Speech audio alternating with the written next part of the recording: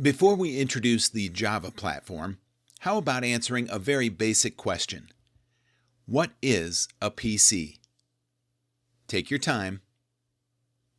The dictionary definition of computer is that it is an electronic device capable of performing computations. It has many peripherals like a monitor and keyboard to accept or display data to users and memory to store information. But the heart of the computer is its processor, which does all the thinking for the computer. Coming back to our definition of computer, you may have noticed the keyword electronic. Thinking of it, if a computer is an electronic device, how can it understand and display text, images, videos, and other rich media information? Well, a computer understands only electronic signals, where a 5-volt current represents a binary 1 and a 0-volt current represents a binary 0. Your PC is continually bombarded with these electronic pulses, which it interprets. 8 bits of such signals are grouped together, and text, numerical, and symbols are identified by unique patterns of these 8 electric pulses. For example, the pound symbol is represented by the pattern 10101010. Instruction to add two numbers is represented by pattern 10000011. This is 8-bit computing. Current-day processors are capable of understanding and decoding 64 bits at a time. Suppose you were asked to write a program to add two numbers. Say add 1 with 2. Assembly language is the most elementary form of software development languages.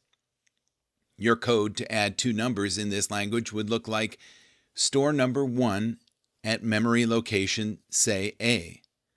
Store number 2 at memory location, say B. Add contents of location A and B. Store results. The way you feed this code to the processor would depend on the PC you are using. Back in the 50s, when computers were huge and consumed a great deal of power, you would convert your assembly language code into corresponding machine code of ones and zeros using mapping sheets, and punch the machine code into punch cards, and then feed those punch cards to the computer. With advancement in technology, I/O devices were invented. You could directly type the program into the PC using a program called assembler, convert it into corresponding machine code, and feed that to your processor. That apart, you will also have to make calls to operating systems providing functions to display the output of code. With advancement in software development languages, this entire assembly code could be shrinked into just one line: print F 1 plus 2. A software called compiler is used to convert your C language code into assembly code, and the assembler converts it into corresponding machine code. Though present-day compilers come bundled with assembler, they can directly convert your higher language code into machine codes. Now, suppose Windows operating system is running on this Intel processor. Combination of operating system plus the processor is called the platform. The most common platform in the world is the Windows and Intel, called the Wintel platform.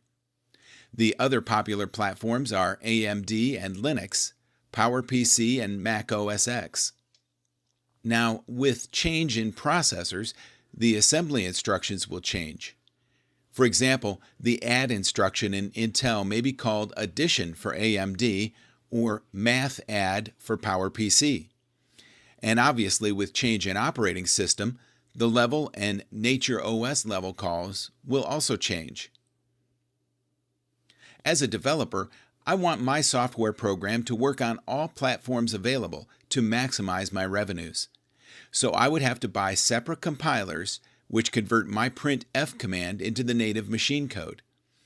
But compilers come expensive, and there's a chance of compatibility issues.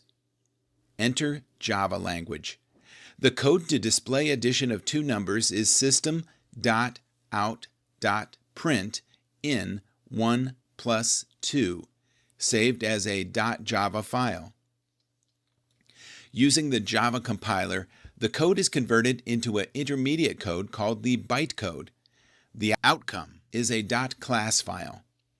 This code is not understood by any platform, but only a virtual platform called the Java Virtual Machine. This virtual machine resides in the RAM of your operating system. When the virtual machine is fed with this bytecode, it identifies the platform it is working on and converts the bytecode into the native machine code. In fact, while working on your PC or browsing a web, whenever you see either of these icons, be assured the Java Virtual Machine is loaded in your RAM.